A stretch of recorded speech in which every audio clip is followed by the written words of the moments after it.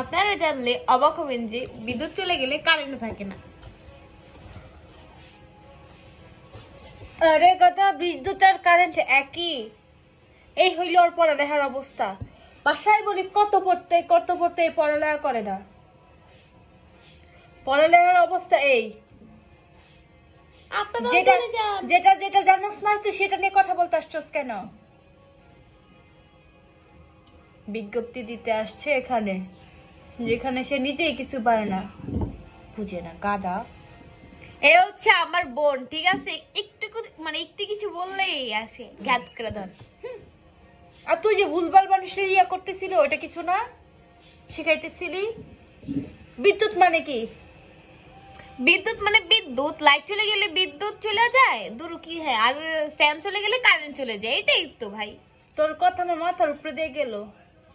আমি বলি, যদি বিদ্যুৎ চলে যায় তাহলে লাইট চলবে না, আর যদি কারেন্ট চলে যায় তাহলে ফ্যান চলবে না। ব্যাস, সিম্পল। এটাই বুঝে না।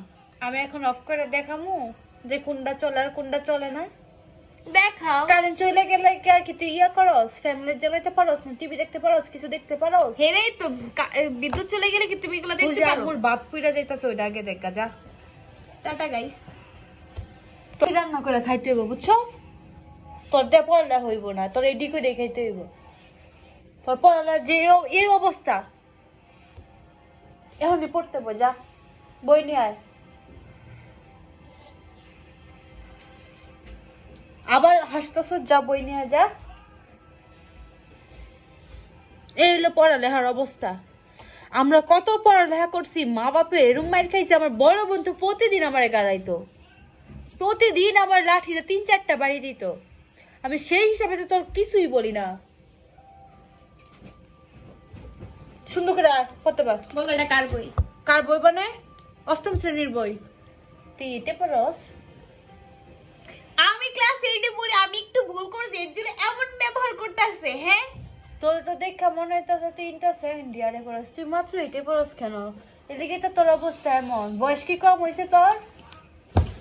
গাইস আপনারাই বলুন, ছোট মানুষ একটু ভুল করবে, তাতে এইভাবে শাসন করার কি আছে? নিজে কিছু পারে না। পড়ালেখা করস না দেখাই তো আজ এই অবস্থা হয়েছে তোর। এখন সুন্দর করে পড়ালেখা না করলে বইয়ের পেজটা ছিঁড়ছে কেমনে, খাইছে কেমনে? এই যে এমনি ছিঁড়া লইলে তো ছিঁড়া যাবে বইয়ের পেজ। এটা ওরকম না, এটা পড়ালেখা করলে একমাত্র পেজগুলো ছিঁড়ে, যাদের বইয়ের পেজগুলো ছিঁড়ে তারা একমাত্র ব্রিলিয়েন্ট, তারা একমাত্র পড়ালেখা করে। তোমার একটা বই ছিঁড়ছে আজ পর্যন্ত, বলো? আমি এত সুন্দর করে পড়ি, আমি বই একটা পেজ একটা কলমের কালি দিয়ে দাগ দেই না, যাতে সেটা এত সুন্দর করে পড়ো যে বই টাচ করো না, এর জন্যই তো বই কিছু হয় না। এভাবে এত আস্তে করে পড়ি, বইয়ের পেজও ছিঁড়বে না, আর আমি কলম দিয়ে দাগাইও না বইয়ের মধ্যে। না আমি বলি, আমার যেটা লেখা ধরেন এই জিনিসটা আমার বই দাগাইতে হবে, সেটা আমি বই দাগাই না, সেটা আমি ডিরেক্ট খাতায় লিখে ফেলি।